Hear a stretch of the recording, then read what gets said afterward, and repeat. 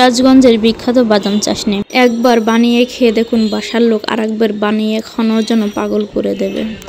আগে থেকে 5-10 মিনিট বাদামটা ভিজিয়ে ভালোভাবে ধুয়ে পরিষ্কার করে নিতে হবে। তারপরে ব্লেন্ডারে এইভাবে ভালোভাবে বাদামগুলো ভালো করে পেস্ট করে নিতে হবে।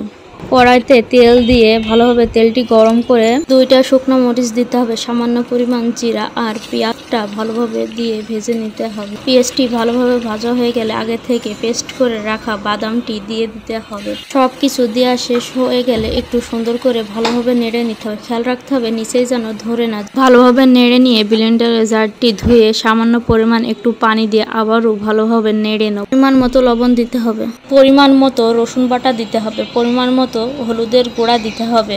সবসময় খেয়াল রাখতে হবে যেন নিচেই না ধরে যায়, তাই এই বাদাম চাশনিটি বানাতে হবে। সবসময় খেয়াল রাখবো যে চুলার আঁচটা যেন বেশি না হয়ে যায়। চুলার আঁচটা মিডিয়াম থাকলে সব থেকে বেশি ভালো হয়।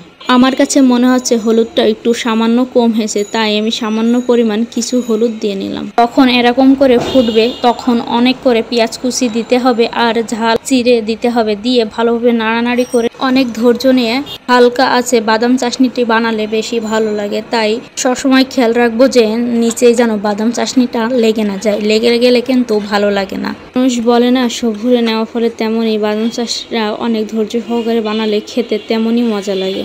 চুলার আঁচটা সবসময় মিডিয়াম টু লো আঁচে করে রাখতে হবে। সবসময় এভাবে একটু পরপর নাড়ানাড়ি করে নিতে। আমার কাছে মনে হচ্ছে যে সামান্য পরিমাণ ঝাল কম হয়েছে, তাই আমি পরিমাণ মতো আরেকটু ঝাল দিয়ে নিব। আমার দেখানো পদ্ধতিভাবে যদি আপনি একবার বাদাম চাশনি বাসার লোকের বানিয়ে খাওয়ান, আরেকবার খাওয়ানোর জন্য আপনাকে পুরো পাগল করে ফেলবে।